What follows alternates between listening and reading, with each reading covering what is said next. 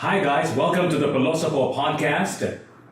Today our guest is the outgoing curator of the Global Shapers community. His name is Mel Yan. Hello. Hi, everyone. First of all, thank you so much for allowing us to do this here in this place called The Company, a co-working space here at the IT Park, right? Yes, thank you also for inviting us and for supporting our initiative. Very excited to share to everyone our So Good 2019 project. Of course, so we just came from the So Good press conference of the Global Shapers community. Just a few moments ago, I had to snag this guy out of the conference room to have this exclusive interview here at the company co-working space. Thank you so much again, Mel. Thank you. First and foremost, Mel, before we get to your So Good initiative and the Global Shapers community, tell us about yourself, Mel. Tell us about who Mel is and how he started out his life here in this planet, perhaps. I know it's going to be a long story. Give us a short version of how you became who you are today. Yeah, so I'm a teacher by profession, but my exposure is really in development work. So after college, I joined the Ramon Aboitiz Foundation Incorporated, RAFI. So I stayed there for almost a decade. Wow. And then in 2015, I decided, together with a fellow shaper, Monica Alipe Enriquez, to establish KATON. It's a social business that aims to reduce dropouts among public high school students by keeping them motivated to stay in school. So we provide actually free tutorials in math and English to public high school kids in our partner barangays, and we have a business platform that actually supports our advocacy.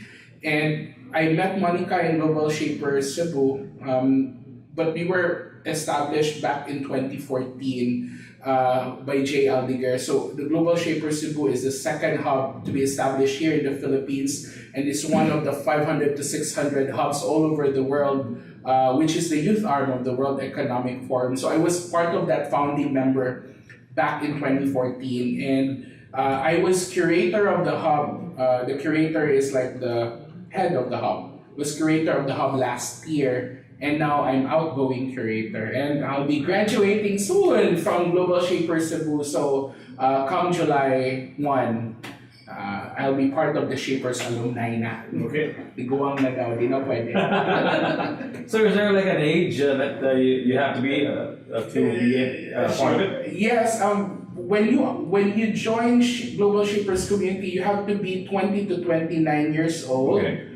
You can stay here until 33 years old. Okay. So now they know my age. And then, but there's also like a term limit. So you can only stay as a shaper for 8 years. Okay. And then after that, you'll be part of the alumni na. Okay. Yes. Mel, what inspires you? What gets you up in the morning? What is the operating system in which your whole entire being works on, your primary operating system that allows you to do what you do?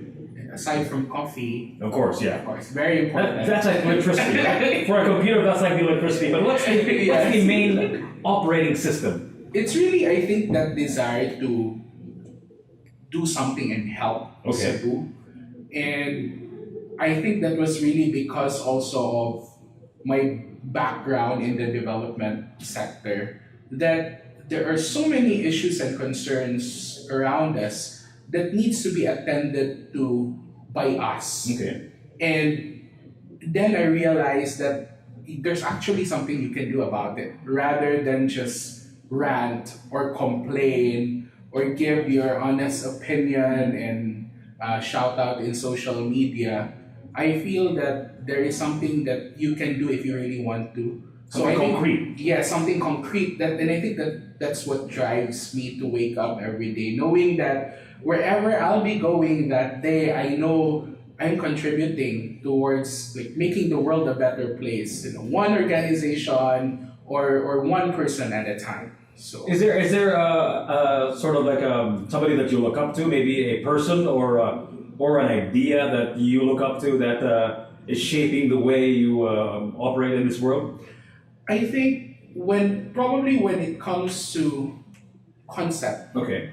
I think it's really the concept of sustainable development, which is I guess, the battle cry of people in the Yeah, development it's sector. like the word these days, sustainable. A lot of people use that, like it's going out of style. But what does sustainable mean? What does sustainable development mean? Because people just use that sparingly these days. What does that mean It's exactly? actually, I could summarize it in three words. Okay. You have people, planet, and proceeds. Okay. What does that mean? That means you need to strike a balance between business viability, ensuring that you generate revenue, to create an economy that's vibrant, Okay. but at the same time not forgetting the importance of environmental conservation. That's where the planet comes in. Okay. And more importantly, social justice. I'm kind of in love, Manggod, with the idea of how do you create an initiative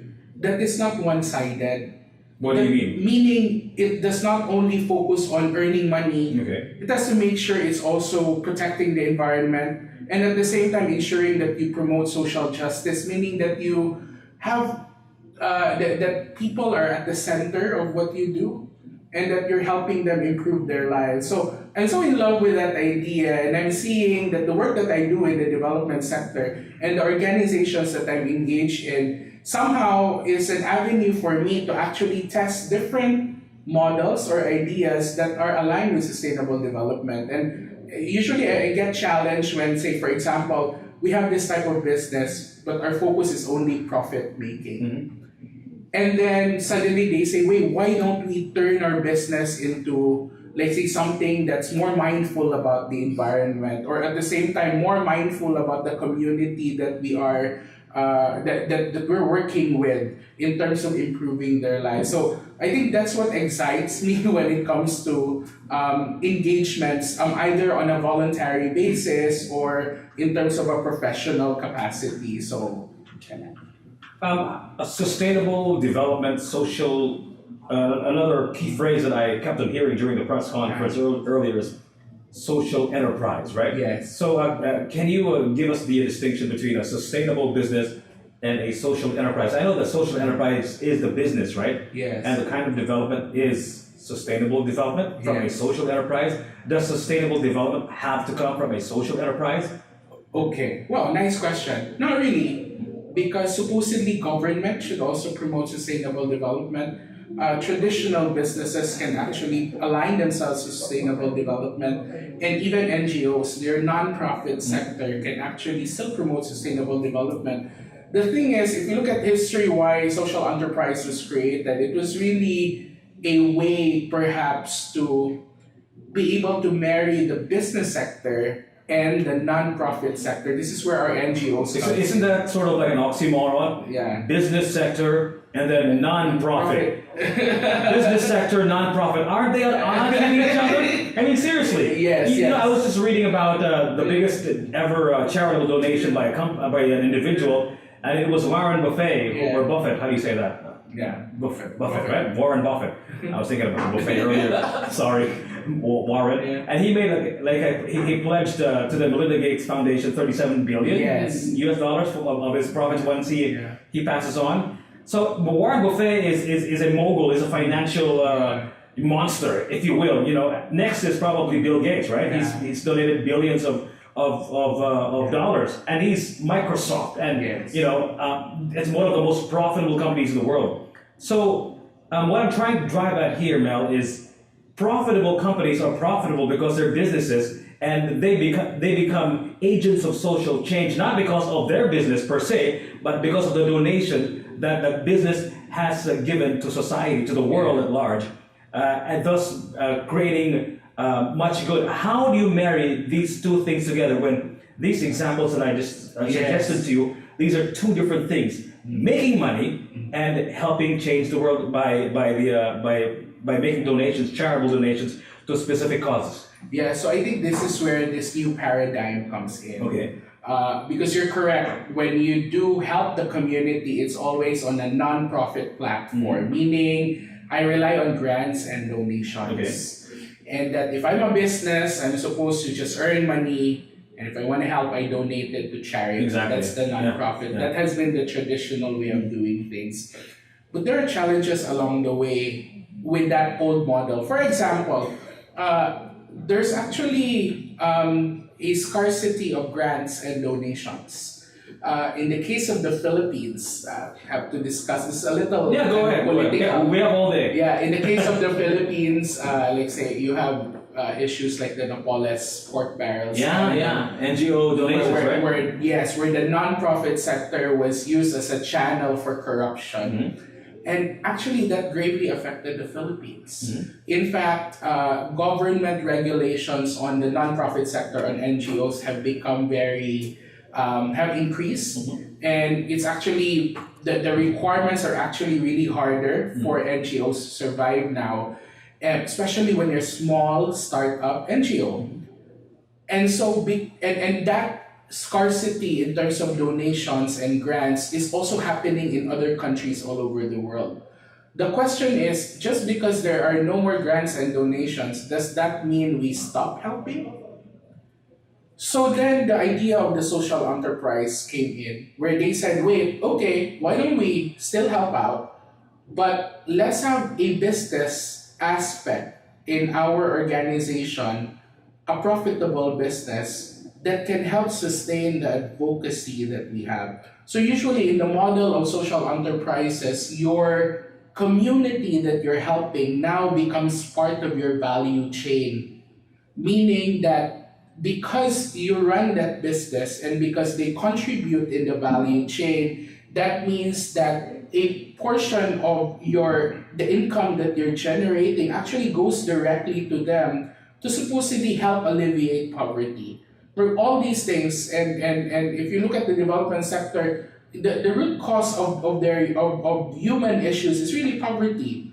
So if you want to help out the community in terms of taking them away from poverty, you need to provide them with an opportunity for them to do business or to generate income. And this is where the social entrepreneur comes in. Okay, the community has this potential. Let's say they have a product that they're selling. Okay, and now I'm gonna ensure that this product feeds into my value chain, and then I run this program. I run this company, and it should be a profitable company. So the idea here is that the more I profit, the more I could help the community, because if we look at it lang on a very basic business side of thing, the more my demand increases of my product increases, the more I can order from the community, or the more I can engage the community as employees, say, to help out in running my operations. So, and then at the same time, because I'm generating money or profit, I do not need now to beg from anyone to give me grants and donations so that I could continue helping this community. My business in itself is the one that sustains the community that I'm helping. How is that different from, let's say, a car company who decides to open a plant in, let's say, a province, let's just say in Dumanhog? Yes, Dumanhog. And then it creates. You're from there? No, your folks from there? I'm from Barili. Okay, we're neighbors. We're neighbors then. Open a car making factory in Dumanhog, for example, and they employ, let's say, 20,000 families, right? 20,000 individuals that feeds 20,000 families. How's that different from that? So you're alleviating the poverty, the economic condition of the municipality, and thus you become an agent for change. Yeah, I think there's a thin line, but the answer to that would be intention. Okay. What is the intention of the company in the first place? To make the best cars in the world, for example. Yeah, but that's very profit business driven. Okay. If the intention is I want to establish a company because I want to alleviate the lives of 20,000 people in Dumanhog, and because I'm a car enthusiast, I see the car company so it's in the intention, not in the actual application of these intentions? Actually, it's both. Okay. It's both, but it's really more on the intention upon which your company was established. It's just like your vision mission. If you have a vision mission that's very profit driven and towards enriching the owners of the company, then can you still run a good company that still help? Yes, but the overall direction of the company will be aligned with that vision and mission. So if the vision and mission is really towards just earning profit, then by all means, you have to earn profit. Okay. Even if at some point you might need to sacrifice Okay. the community. This is where the change in paradigm comes in when you're a social enterprise. Because the mission is actually to help. So in other words, whatever the challenges that comes in, it has to be centered around that vision, mission to help. Well, okay, Yeah. give us a concrete example. What's the peg for a very successful social enterprise? Maybe locally, maybe international. Give us an example. Okay, an example of a successful social enterprise would be, let's say, in Cebu, Anhil, for example. Anhil Lim, who's going to be part of the Sogon 2019. I had a chance to talk to her a few years ago in one of the TED Talk events. Yes. So Anya's intention is really to empower the weaving communities and provide avenue for these women weavers and their children and the community to actually have an avenue or a platform where they could sell their products. Okay. Anya has been ensuring that these women are promoted and that their outputs or their products are really valued well. Now, if Anya was just an ordinary businesswoman, textile person, she would say, why do I need to continue getting my supplies from that weaving community where I could just probably get the weave somewhere else that's cheaper? Let's say order weaves from China. Yeah, make it somewhere Yes, else. but Anya has been saying, no, all my products here are really from our weaving communities. Okay. Right? So we see the peculiarity here that when you're really just a straight business person and you're not a social entrepreneur, at some point you'll always need to find ways to ensure that you maximize profit. In the case of the social entrepreneur, I may not be able to fully maximize my profit, but I have to make sure I keep on supporting the community. So in terms of priority, which one is which? Do you prioritize your business to continue to exist, or do you prioritize the community that it has pledged to serve? It has to be 50-50, right? Yes, it has to be a balance. But if you're not a social entrepreneur, you can sacrifice community and ensure that your business runs. But if you elevate your business into a great height, you become like a multi-billion company. You are in a position to even help more people than that social enterprise that remain small. So in terms of making this world a better place, isn't a profit-driven company in a better position to help more people than a social enterprise? I think, but because when you're a social entrepreneur, I think that the helping begins even if you're still small. Okay. In the case of that actually makes a lot of sense. Also, but the helping part, siguro, on that part is when you become really big. Yeah. Okay, what we're saying is that the help is needed In now. the beginning. Yes, and it's needed now. Okay. Because your community cannot wait. Marabag, there's someone dying. Wait for me to get rich. I'm gonna help you, but that person needs the help now. So this is where I think what's special about social entrepreneurs is that they would decide to be able to help the community now that I'm starting until I grow.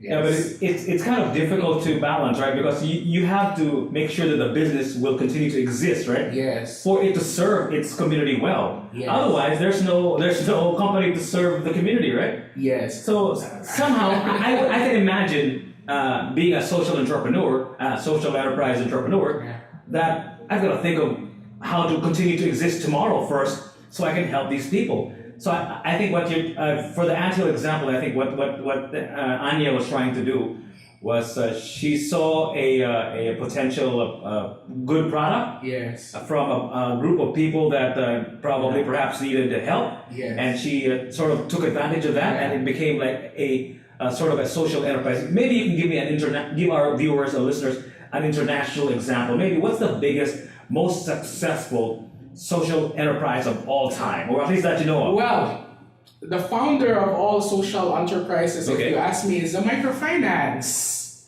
Okay. Which actually has been existing. But if you really come to think of it, What's a microfinance? microfinance Is that a is company? really a social it's an initiative that started by Muhammad Yunus. He's a Nobel Prize already.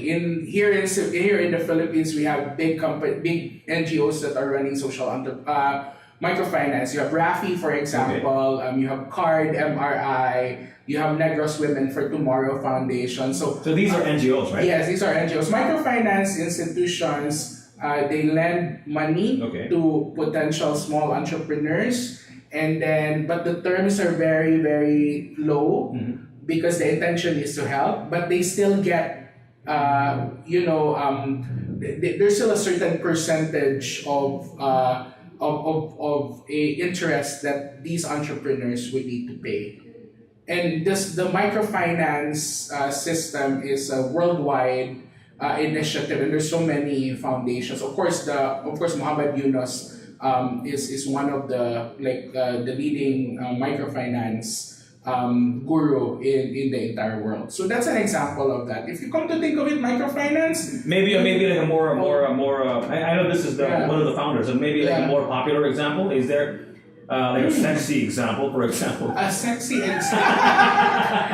Is there a sexy example? No, what I meant is something that everybody can relate to. Is there like a company now that's like social enterprise? Like, for example, Human Nature is a social enterprise. Okay. Yes, I think you're familiar. A lot of people. Yeah, I use their oils. Yeah, you use their oil. So it's a social enterprise that was established by the founders of Bawat Kalinga. Okay. So what they have products, they get it from their communities in the Enchanted Farm, their Enchanted Farm of GK and all of that. And in fact, GK is actually promoting also social enterprises right now. So that's an example where you have a product, it's profitable, right? They're earning from it because we buy it, right? All of us, we know what Human Nature is and we're using their products, diba? But at the same time, the intention of that company is really to help out the community. Is it a sort of a requirement that a social enterprise does not make a lot of money, does not become big? Is it almost the word is too strong, maybe not requirement, but if a social enterprise becomes too big, meaning to say too profitable, does that become is it a bad thing for a social enterprise to be very profitable? Not really. As long as, well, if you ask me, not really, because as long as when the enterprise becomes rich, the community has to go with it. Okay. Rises with it, right? So, and you can see that in terms of their portfolio, in terms of their performance, in terms of the amount of help that they are giving to the community.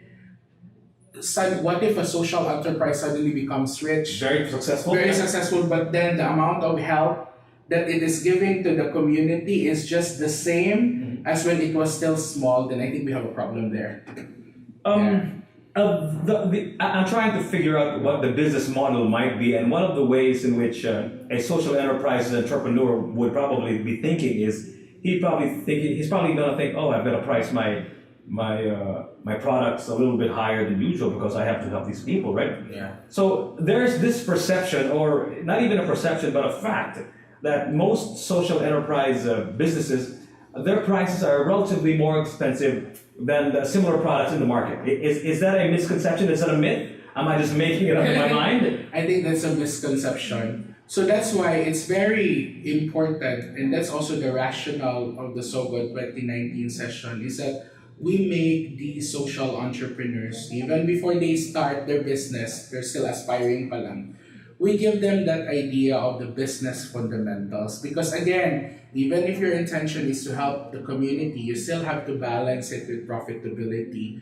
When we say profitability, we also talk about your market strategy. Who's your target market? If this is your target market, what is affordable for them? Because it might end up just, okay, I'm helping the Tawa community, I price high, so buy from me. And then someone buys from you once, and then not anymore because you're really just too expensive. But so you need to also strike the balance. So the paradigm shift here is that I'll make sure I'll have all the elements of a profitable business, looking at marketing, looking at branding, looking at my production quality, and even the quality of the product. Okay. But at the same time, not lose the essence of my business is centered around helping the community. So how do you strike a balance with that? Again, that's the challenge that we're giving our social entrepreneurs. So that's why if you ask me, Gani, sometimes I feel what I'm sharing to you are just really all principles as well. That's why it's very important that when we design the SOGO 2019 session, that we bring in people that have experienced it.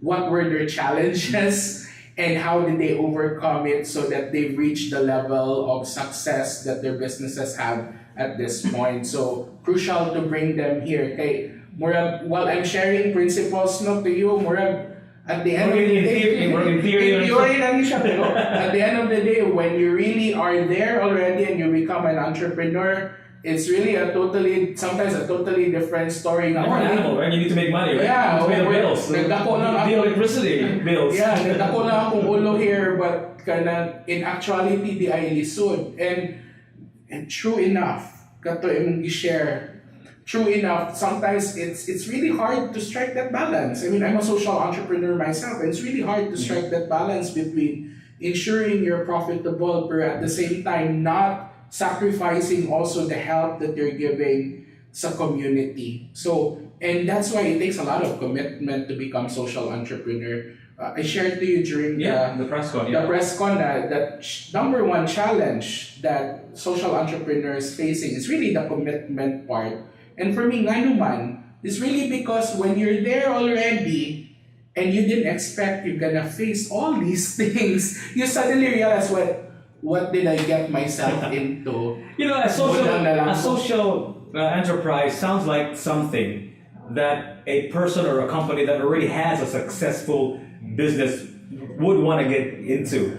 It doesn't seem like this is just my honest opinion. I'm just brain vomiting right now. It doesn't seem like an endeavor that somebody who would like to start something, his first business should be a social enterprise. What are your thoughts on that?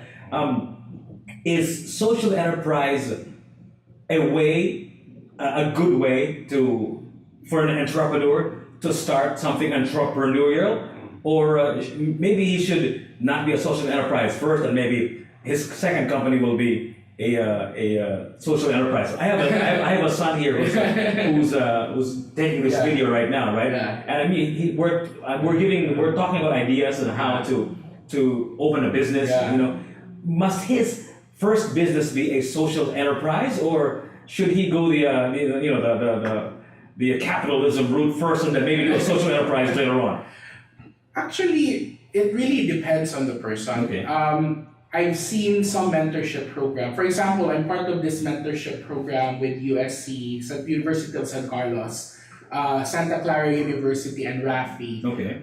Where part of their program is a mentorship program for social entrepreneurs, but they're now trying to get businesses, meaning they're successful already, who wants to turn themselves into a social enterprise. Okay. So that model can actually work. So a current traditional business turned into a social enterprise. What business, for example? Do you have any idea which one? Right now, one of the businesses I think that they are working on is something fish. I forgot the fish.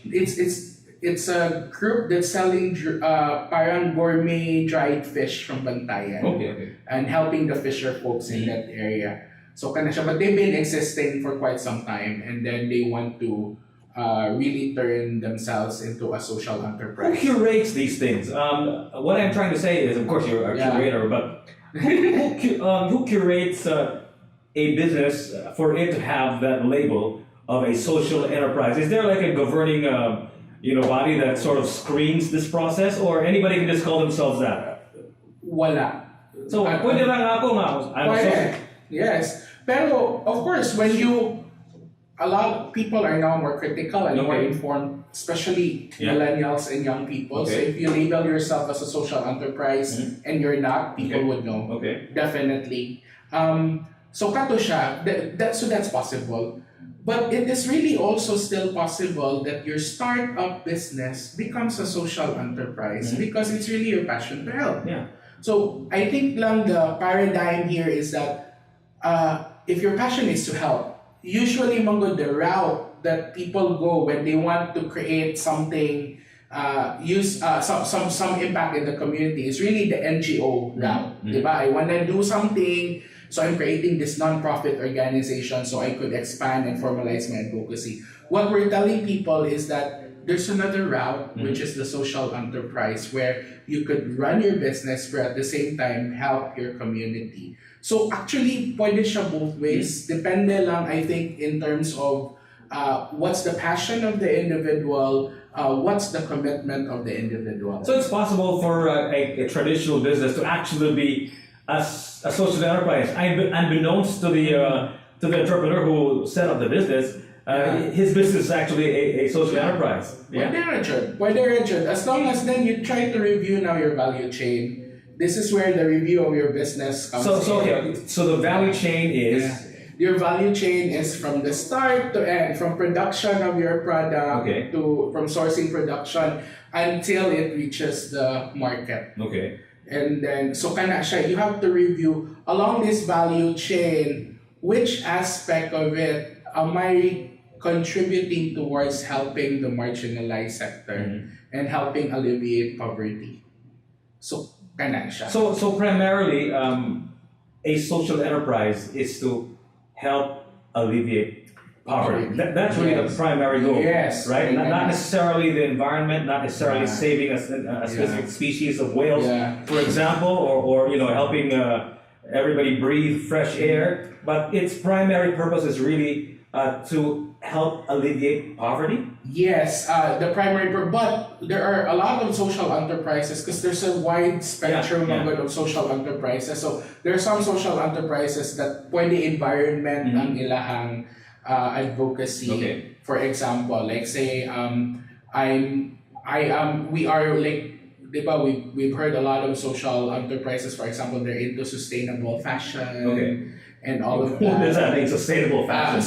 Meaning they want to make sure, for example, that they parang use mga, instead of throwing these things, they can reuse upcycle it and then muna core sa ato ang business and all of that. So pwede ra sa gyapon, but at the end of the day, it's really very vague. We always have this discussion. What is really a social enterprise? Exactly. But it's a really huge and vague spectrum that's out there for a social enterprise. But what's clear lang for me when I studied all the definitions is that number one, the social enterprise is an enterprise established for a social mission, first and foremost. And number two, that it is a profitable business in itself.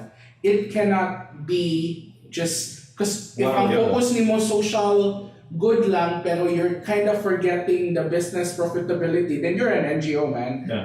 May pa nag-NGO na lang ka, right? But if your focus is really more on the profitability and then sidebar lang ang social impact, di ba traditional business ka?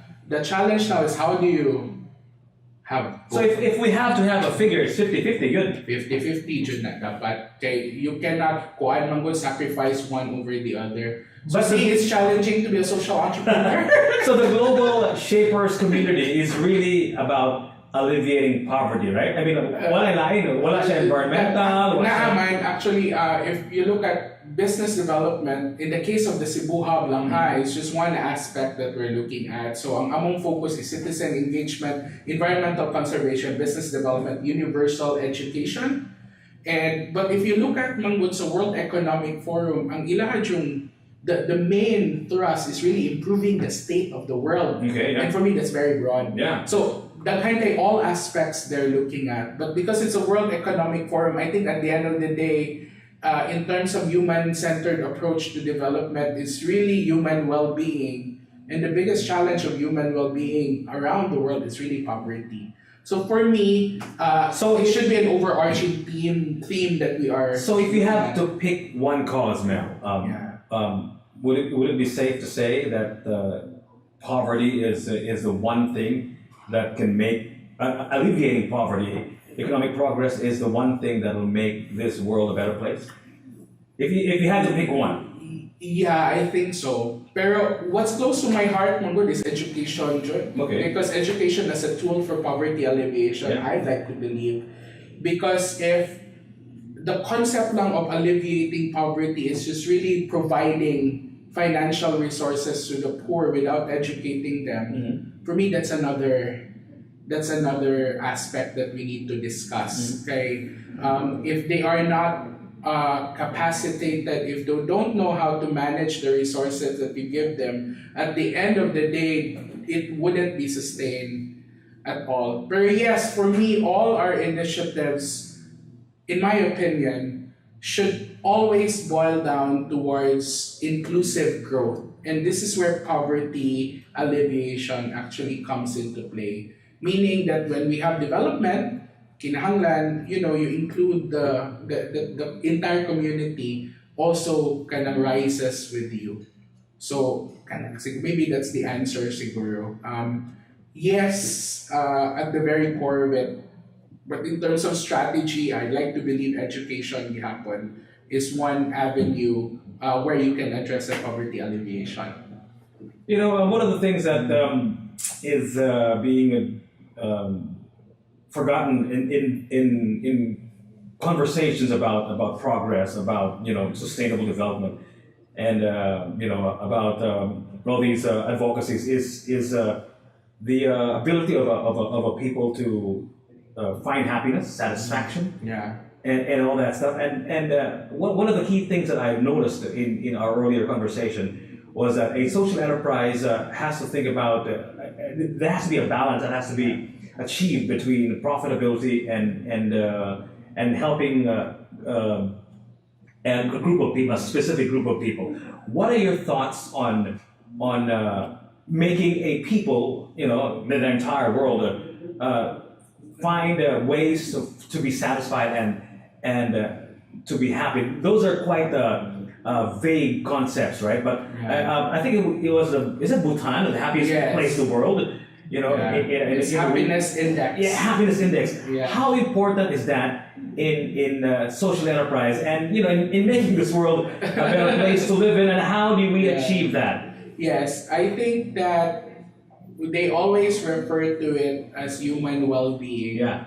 And sometimes the interpretation of human well-being is just these are people that are free from poverty already. But for me, Magod, well-being is such a complex thing, diba? I mean, it doesn't mean you have so much money that your well-being is actually being is actually healthy, right? So for me, that's very crucial, siguro, as a social entrepreneur, to really put your eyes that if I want to help this community, I have to ensure that the well-being of the community is achieved. Okay. And when we talk about well-being, I think we look at gihapon, if you tie it to your psychology, your Maslow's hierarchy of needs, that the first thing that people would want is to survive. Right? So that's why the very basic Jude is really providing them a means to generate revenue or income para they can buy food. Okay. Right? And then you can talk about happiness, right? Then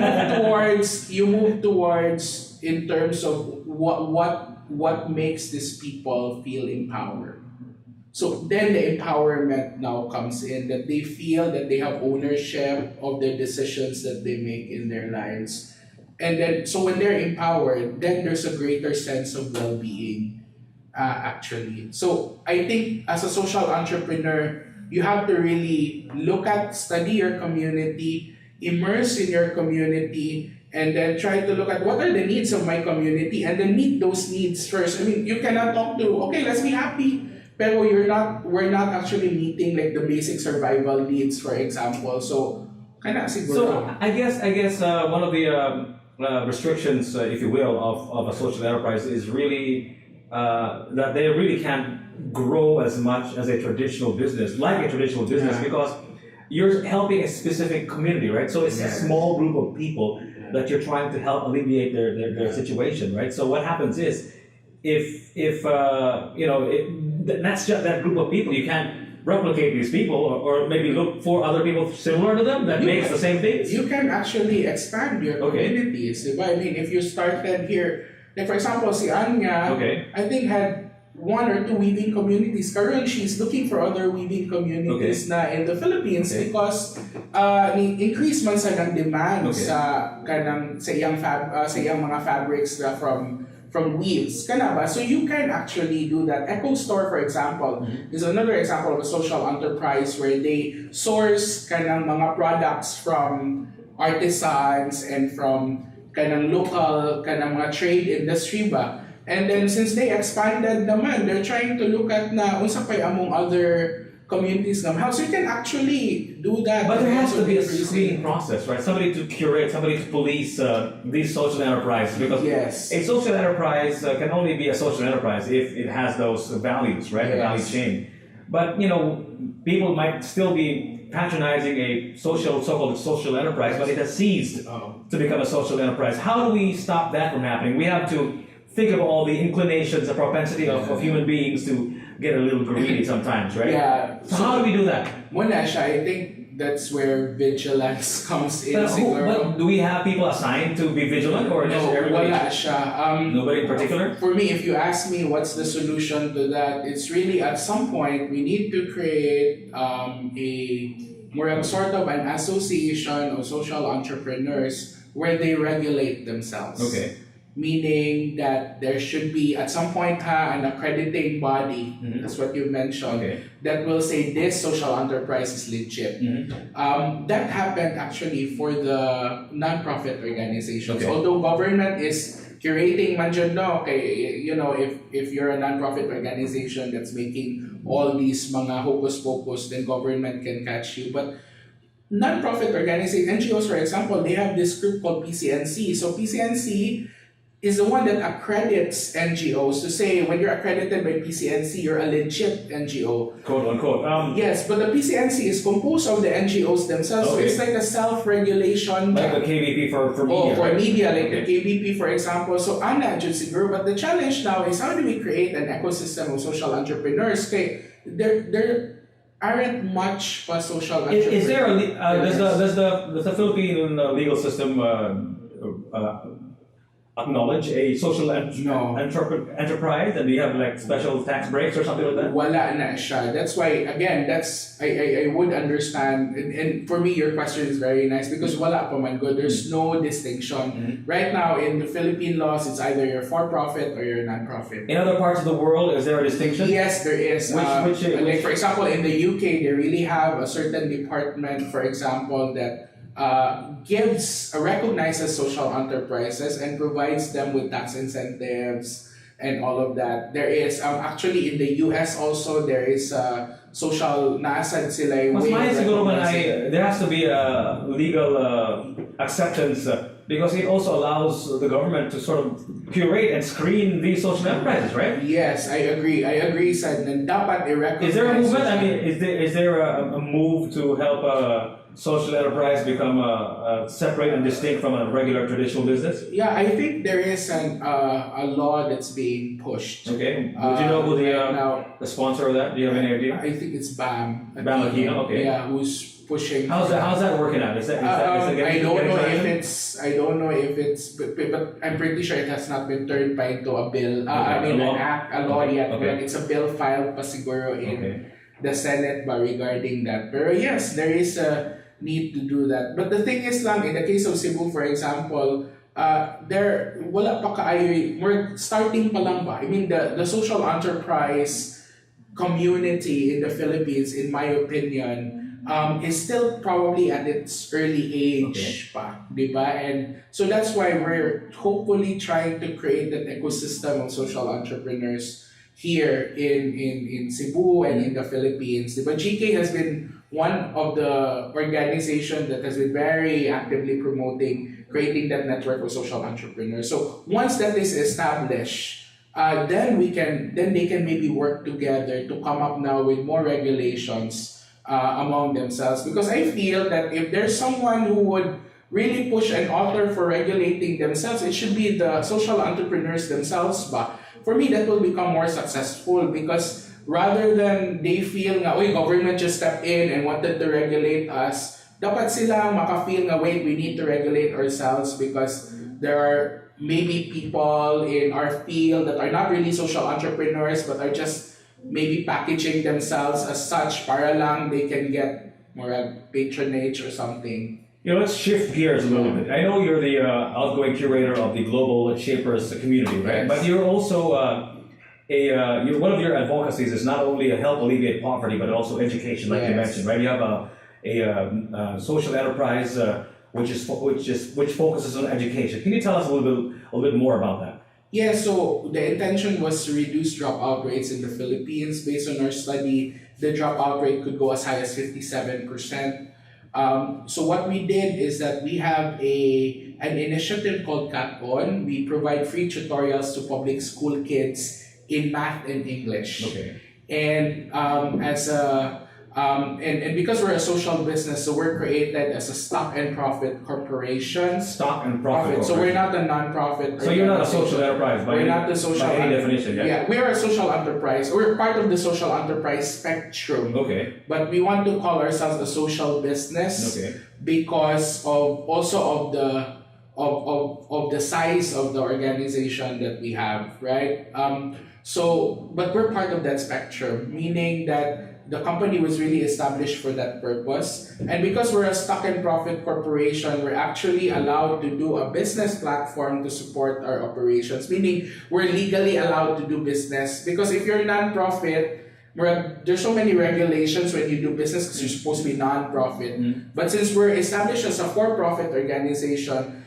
then we have a business platform to support. So do you have a presence here in Cebu? Yes, we actually are. I would like to say we're still in the development phase of our program. But dili mas we're development pa, implementation naman. But we're just focusing right now on our advocacy, which is the tutorial program. So where can you have these? Is this a free tutorial? Yes, it's free tutorials in our partner barangays in Barangay Luz, Barangay Coban Ramos. That's both in Cebu City. Okay. We have one in Barangay Centro, Mandaue. So when you say tutorial, is it like a tutor place that has a teacher and all that stuff, and they go at a certain time of the day and all that stuff? Yes. You have to be in sync with the education program of the school, right? Yes, correct. So our programs are Saturdays, mainly mornings, 9 to 11 a.m. And then we have a Wednesday homework assistant, 6 to 7, and we have volunteer tutors who teach these kids in math and English. So we get the volunteers actually from the public. We do a public call for volunteers. You can visit our Facebook page, KATON,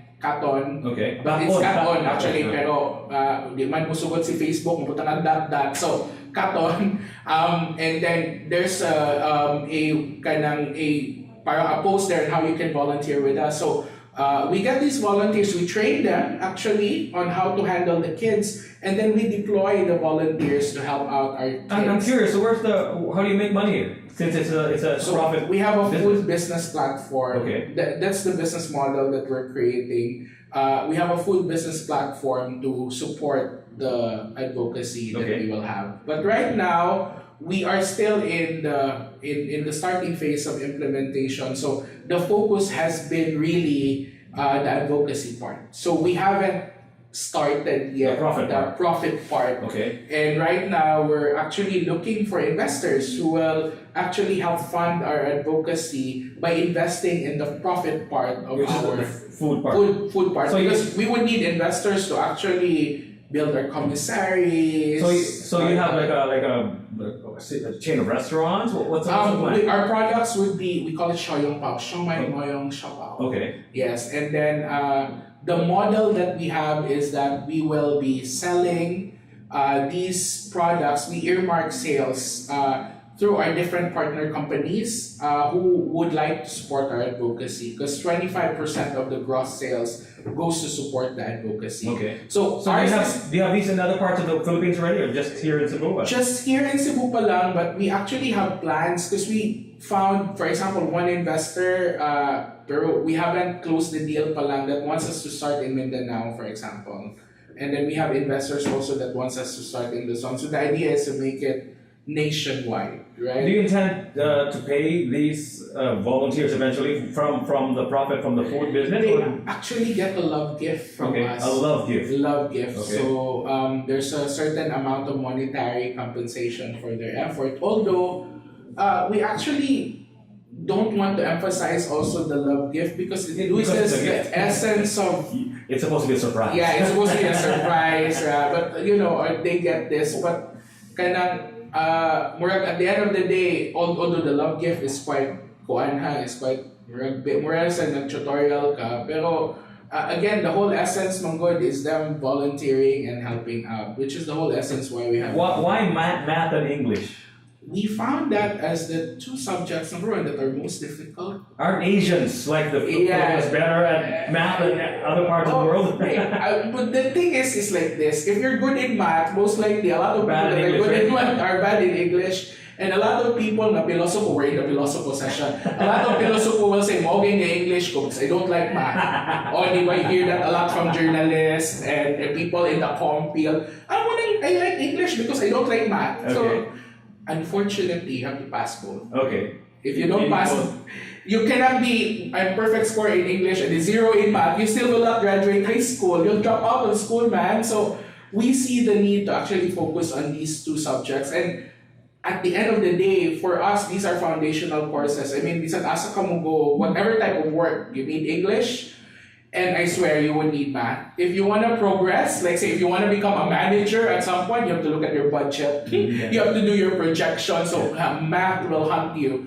So So that's why we wanted to focus So on this. why don't you invite our viewers and listeners to check out your advocacy, the KATON website, or perhaps Facebook page. If we have investors who are probably watching, maybe you can invite them as well. Go ahead. Yes, kanang KATON. You search for that in Facebook. So please check out our advocacy, and if you like to volunteer with us, please do sign up sa atong volunteer form. By the way, the deployment of volunteers namo is per quarter. Okay. So when you volunteer with us, we only ask you to commit 1 quarter lang.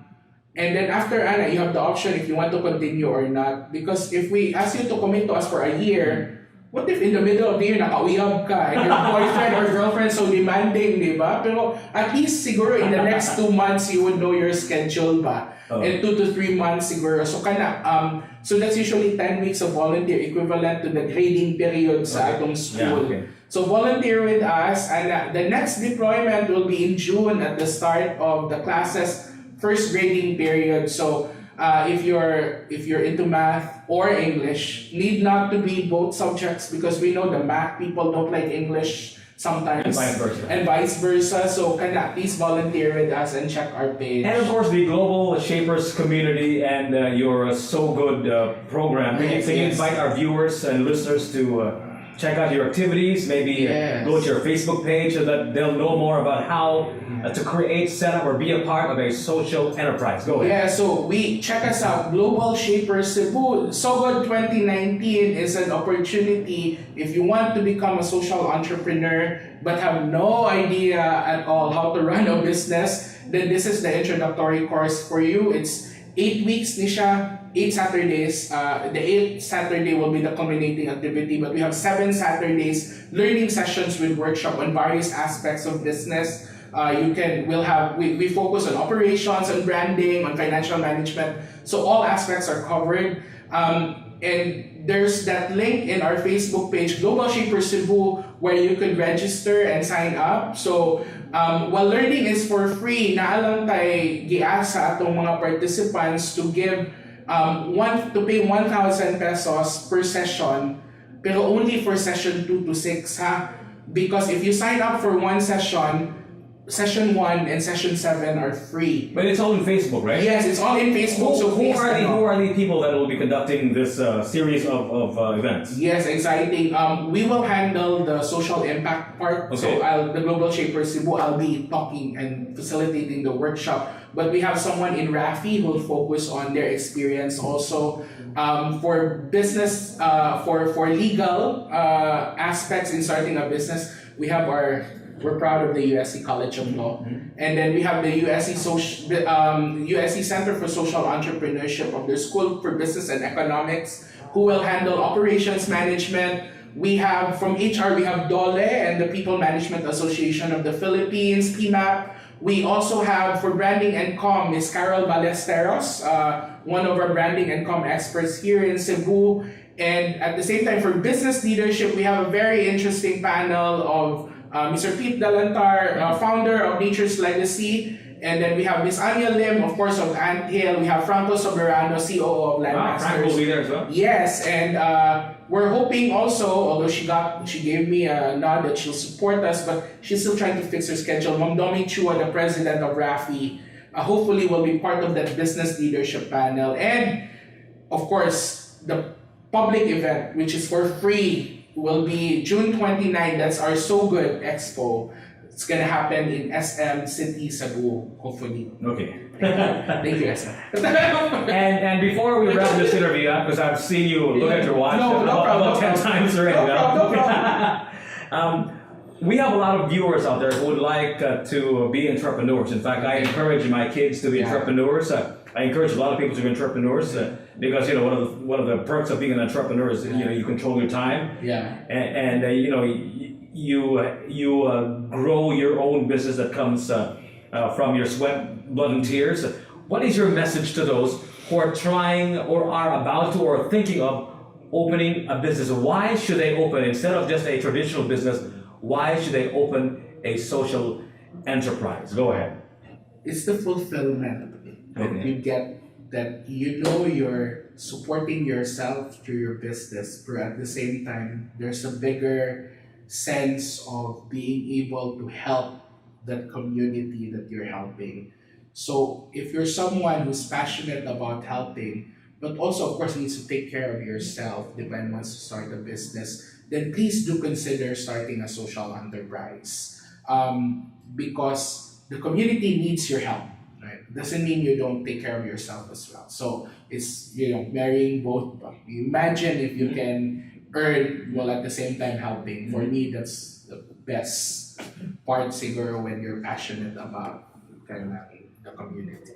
Isn't that one of the most fulfilling parts of being a human being, is to be able to help other people? And I think the social enterprise route is probably one of the best routes. I agree. To achieve that. I agree. Yes. So join us sa So Good Expo. Sa So Good 2019. Again, Global Shapers Cebu Facebook page para you'll get to learn more about how to become a social entrepreneur. So sige na ko plug. It's okay. You can plug away. Thank you so much, Mel. Thank you. Mel, thank you so much. Salamat. Thank you. Thank you so much. Once again, ladies and gentlemen, it's Mel of Global Shapers Shapers. Community.